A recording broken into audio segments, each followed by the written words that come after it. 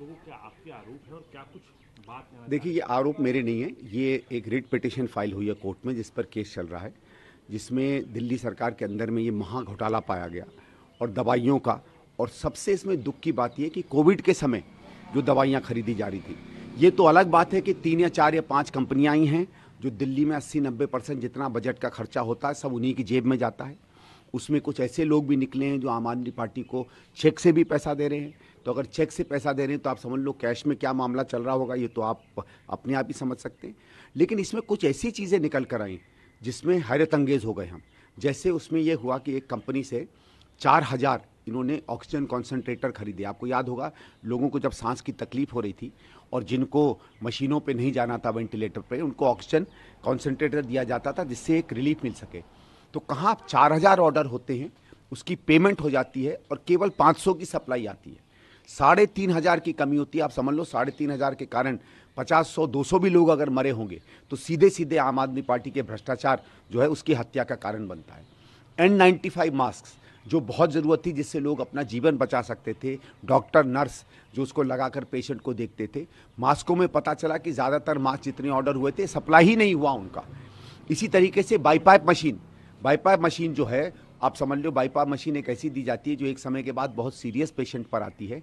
उसका ये खुलासा हुआ कि वो मशीनें जितनी ऑर्डर हुई थी पहुंची ही नहीं। कई और मशीनों का खुलासा हुआ कि ऑर्डर हुई, पेमेंट हो गया, आज तक किसी पेशेंट पे वो इस्तेमाल नहीं हुई और पता नहीं वो कहाँ चली गई। तो कोविड बहाना लेकर जब महामारी थी, जब आम आदमी भी घर से बाहर निकलकर एक दूसरे की मदद कर रहा था, बहुत से लोग जान जोखिम डालकर कभी पड़ोसी का, कभी रास्ते में, कभी अनजान का, कभी जाने की मदद कर रहे थे। ये पूरा देश, पूरा समाज, बल्कि पूरी दुनिया एक तरीके से मानवता के लिए खड़ी हुई थी। वहाँ आम आदमी पार्टी जो है छोटी छोटी चीज़ों पे पैसे बना रही थी और उन कंपनियों को बार बार ऑर्डर कर रही थी जो कंपनियाँ इनको पैसा भी देती थी, कभी 1 लाख, कभी 5 लाख, कभी 10 लाख, कभी कितने लाख का डोनेशन।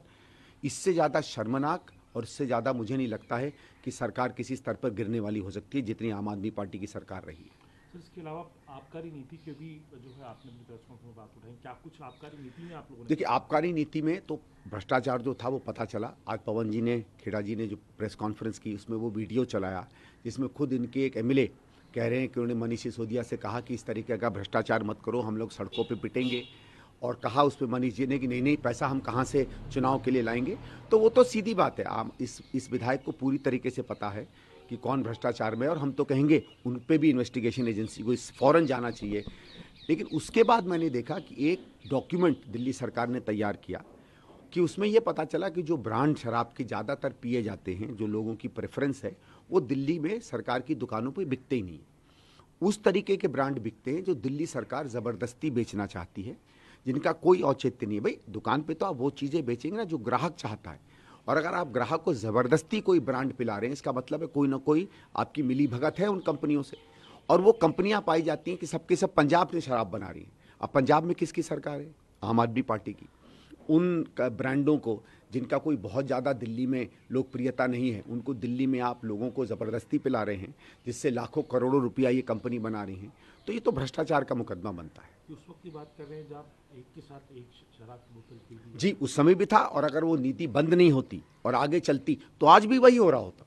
ये सिर्फ तब नहीं है, वो तो अच्छा हुआ कि हम लोगों को पता चला, कांग्रेस ने एक चिट्ठी लिखी, उस चिट्ठी पे इंक्वायरी हुई और वो पूरी की पूरी नीति बंद हो गई। नहीं तो ये तमाम भ्रष्टाचार पिछले 4 साल से चलता रहता। सर, आखिरी और महत्वपूर्ण